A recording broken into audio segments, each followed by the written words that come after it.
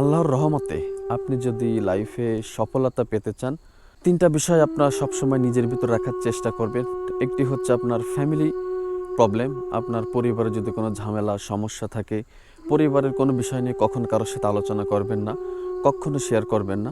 কারণ হয়তো আজ সম্পর্ক কারোর সাথে ভালো আছে, সম্পর্ক যখন থাকবে না, নষ্ট হবে, তখন আপনার এই পরিবারের বিষয়গুলো আপনার বাইরে চলে যাবে, তখন এটা চতুর্দিকে ছড়িয়ে যাবে। এই জন্য নিজের পরিবারের বিষয়গুলো সম্পূর্ণ নিজের ভিতর রাখবেন, কারোর সাথে কখনো শেয়ার করবেন না। দ্বিতীয় হচ্ছে আপনার প্ল্যান। আপনি কি করতে যাচ্ছেন, কি করবেন, কি চিন্তা ভাবনা আছে, এগুলো কখনো কারোর সাথে শেয়ার করবেন না। আল্লাহর রহমতে আজ না হোক দুদিন পরে আপনার প্ল্যানগুলো সাকসেস হবে। তো যখন কারোর সাথে শেয়ার করবেন, হয়তো বা সামনাসামনি দেখা হলে কি ব্যাপার হচ্ছে না কেন, কত দূর তোমার বিদেশ যাওয়া, কত দূর তোমার চাকরির, কত দূর তোমার বিয়ে হচ্ছে না কেন, এই বিষয়গুলো কখনো নিজের প্ল্যানগুলো কখনো কারোর সাথে শেয়ার করবেন না। এই বিষয়গুলো সম্পূর্ণ নিজের ভিতরে রাখবেন।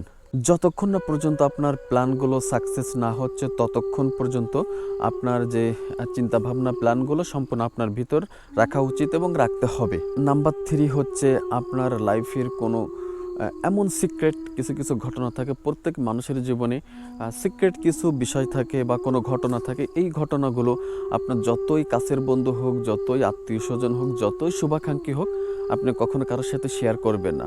হয়তো বা দেখেন সম্পর্ক আজ আপনার আমার সাথে ভালো আছে, কাল নাও থাকতে পারে, কিন্তু এই সিক্রেট বিষয়গুলো হয়তো যখন সম্পর্ক থাকবে না, সে হয়তো বাই দা বাই অনেকের কাছে এই ঘটনাগুলো পৌঁছে যাবে। এই জন্য নিজের সিক্রেট বিষয়গুলো সবসময় নিজের ভিতর রাখার চেষ্টা করবেন। যতই ভালো সম্পর্ক হোক, যতই ভালো শুভাকাঙ্ক্ষী হোক, যতই ভালো বন্ধু হোক, কখনো কারোর সাথে শেয়ার করবেন না। কারণ শেয়ার করলে আপনি হয়তো বা এই বিষয়গুলো একসময় পাবলিক হয়ে যাবে, আপনার ঝামেলা হতে পারে।